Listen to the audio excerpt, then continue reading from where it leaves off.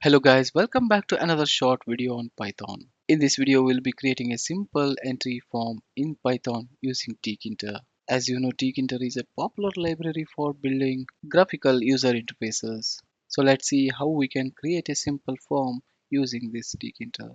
The first thing which we need to do to create a form is import the necessary packages or the modules. We need Tkinter itself for our application. I have imported that one and I have given a alias name so that I can use that one in our application. Then I have imported the message box from Tkinter. By using this one, we can show messages or the pop-up messages to the users.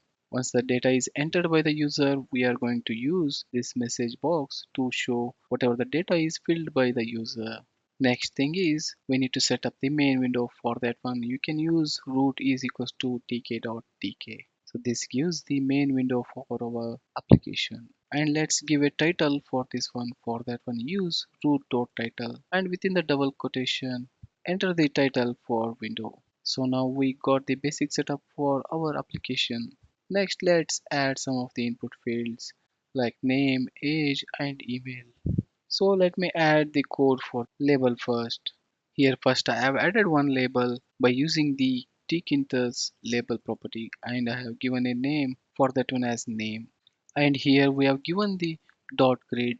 Here this dot grid organizes each element by using the rows and columns. And we have given the padding as well. And as you can observe here, the first label for which we have given as row 0 and column 0. So this will be the first element in our first row. So in the same row as we have mentioned as 0th row for both entry and label, the second element which we are going to add is the entry box.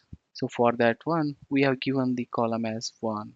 So for name field, we have created one label and one entry box. For entry box, you can use dot entry of the tkinter. And we have attached these two to our main window by mentioning root as the first parameter within these two elements. Similarly, we'll add two more elements or widgets. One is age and another one is email. Now we can see we have code for age and email here. We have used the same labels and entry box for both age and email. And another thing you can observe here is we have mentioned as the row 1 for age. So this will be placed in the second row. And similarly, as we have mentioned as 2 for email, this will be our third row. As it is a 0 index based, so the 0 will be considered as first row, then this will be second row, and this will be third row. To complete this form, finally we need to add a button which will call a submit form. For that one, let me add one submit button here. Here we have added one button with the help of tk's dot button and assigned it to submit button. And the label for that button will be submit, as we have used the second property as text is equals to submit, and we have mentioned command is equals to submit form. So this will be a function which will be called on click of this button. To add any action, we are going to use command property within this button. So we are going to create this function later.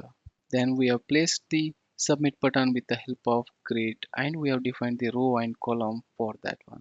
Now let's create a function which we have defined within this button to collect the data which is entered by the user in these fields.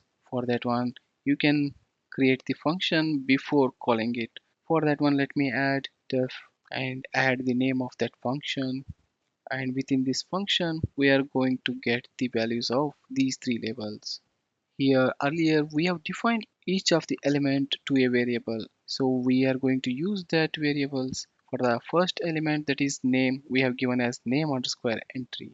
So use that name underscore entry, then add dot get method which will get the value of this input box or the entry box, and we are going to store that one in another variable name. Similarly, we are going to get the value of age and email and store it in age and email variable.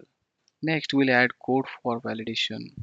As you can see here we are going to check whether the name or age or email is empty. If any one of these fields is empty, then we are showing a message as all fields are required. And the module which we imported earlier, that is message box, we are using that one to show our message pop up. Similarly, if there is no error, that is when user fills all the details, we are going to show a message as form submitted and whatever the data entered by the user that we are showing it.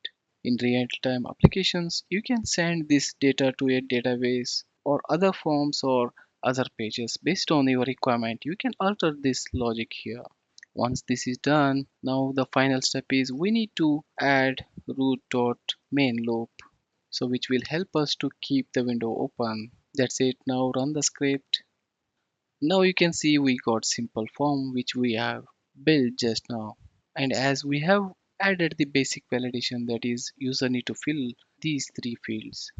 So if I keep all three fields empty and click on submit, you can see there is a error message which is showing up to the user. Similarly, if I fill partial data and click on submit, then also a error message pops up here. Once you fill all the data here, then click on submit button. Now you can see we got the message form submitted along with the data which is filled by me.